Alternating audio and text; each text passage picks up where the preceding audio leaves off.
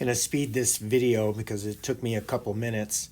This is external rotation using progressive angular isometric loading and regressive angular isometric loading.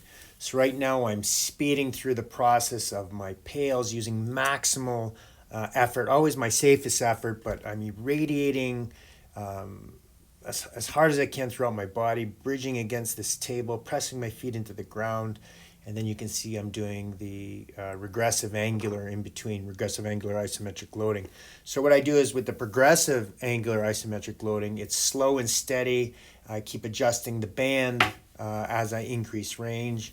And then the regressive angular isometric loading, I just move. Now here the video is on a different angle and I'm going at speed.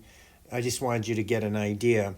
So I'm set up on the table. I retract my scapula. I pull them down as well. And I set the band so that there's a lot of tension on the front side, right, the anterior side of my arm and my shoulder. And I am really trying to lift this 30-pound kettlebell with the band, which of course I cannot. And this is progressive angular isometric loading. And I'm just going to keep driving over the course of a couple minutes on and off, depending if it starts to hurt. There I had to take a breath because I'm working at my safest but maximal effort.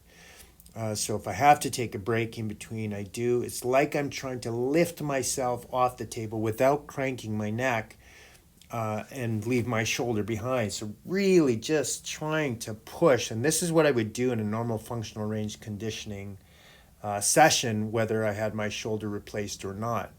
So now I'm going to just test with regressive angular isometric loading. So I pull myself with the other side or the posterior side of my arm and my shoulder.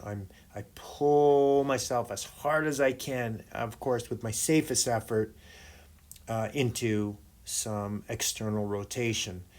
And then once I've done that several times or for a little bit of sets, short amount of times, I'm going to go back to my PAILs. And this is what I do over the course of a couple minutes.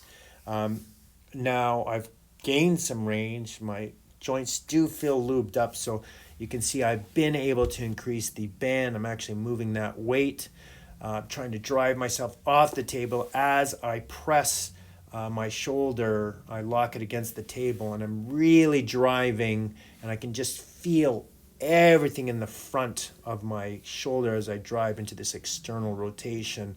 And I'll just keep going, sometimes for 4 seconds, sometimes for 10 seconds. When I do it on a lower irradiation scale, a less isometric tension, I hold it constant. But when I move at this type of energy, I just don't hold it for as long. And now you can see I have increased my external rotation.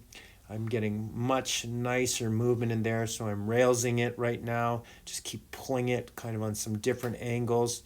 And this is how you hit it. Functional range conditioning, PAILs and rails, external rotation.